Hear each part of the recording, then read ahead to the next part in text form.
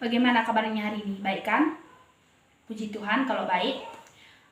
Sebelum memulaikan aktivitas belajar kita, ada baiknya kita berdoa menurut agama dan kepercayaan kita masing-masing agar pelajaran kita berjalan dengan baik. Baik, kita mulaikan berdoa. Berdoa menurut agama kita. Berdoa dimulai. Berdoa selesai. Baik, hari ini siapa yang tidak hadir? Oh, yang hadir semua ya? Bagus. Hari ini kita akan membahas tentang pencemaran lingkungan hidup. Anak-anak tahu tidak apa yang dimaksud dengan kerusakan lingkungan hidup? Tidak. Oh, tidak tahu ya. Di sini Ibu akan menjelaskan. Kerusakan lingkungan hidup yaitu perubahan sifat fisik lingkungan yang mengakibatkan lingkungan tersebut tidak berfungsi dengan baik lagi. Di sini Ibu akan bertanya kepada kalian, apa saja faktor-faktor yang mempengaruhi kerusakan lingkungan hidup itu? Ada yang tahu? Kalau ada yang tahu, Ibu akan memberikan nilai plus kepadanya. Ada yang tahu? Tidak. Oh, tidak tahu ya. Baik, Ibu akan jawab aja. Faktor-faktor yang menyebabkan kerusakan lingkungan hidup itu ada dua, yaitu faktor alam dan faktor manusia.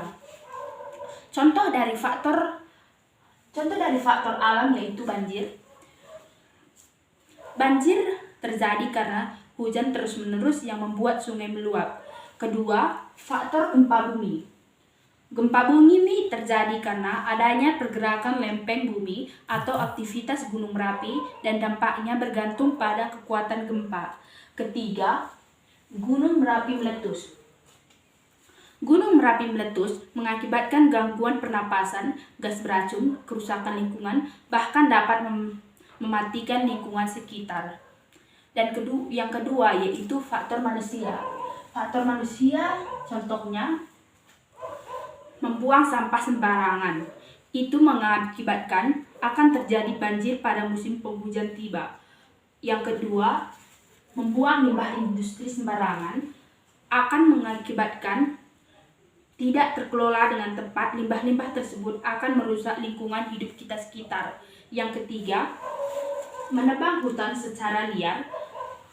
Akibatnya hutan menjadi gundul, tidak dapat meresap dan menahan aliran air hujan sehingga dapat terjadi banjir dan tanah longsor. Cara mengatasi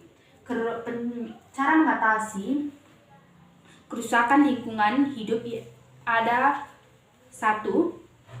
Membuang sampah pada tempatnya. Kita sebagai manusia harus membuang sampah itu pada tempatnya agar tidak terjadi banjir. Yang kedua, menggunakan bahan-bahan yang diuraikan mikroorganisme tanah. Yang ketiga, menerapkan prinsip tebang pilih pohon. Kita sebagai manusia tidak boleh sembarangan menebang pohon anak-anak agar tidak terjadi pohon itu gundul. Yang keempat, membuat keterangan sering atau sengkedan di daerah pegunungan. Yang keempat, menggunakan bahan-bahan yang diuraikan mikroorganisme tanah. Dari yang Ibu jelaskan, ada yang ingin bertanya? Ada yang ingin bertanya? Tidak. Oh, tidak ada ya. Kalau tidak ada, coba kalian catat apa saja yang Ibu jelaskan tadi di buku catatan. Dikumpul besok kepada Ibu. Dan Ibu akan memberikan pertanyaan kepada kalian agar kalian lebih memahami materi yang Ibu sampaikan ini. 1. Catat ya apa yang Ibu berikan soalnya.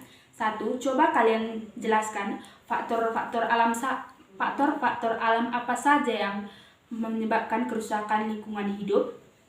Yang kedua, pertanyaan kedua, coba kalian jelaskan faktor manusia apa saja yang menyebabkan kerusakan lingkungan hidup itu. Dikerjakan ya anak-anak, jangan tidak dikerjakan supaya kalian lebih memahami materi hari ini. Sekianlah materi hari ini, semoga kalian dapat menerimanya dengan baik. Jangan lupa dikerjakan tugasnya itu ya. Terima kasih.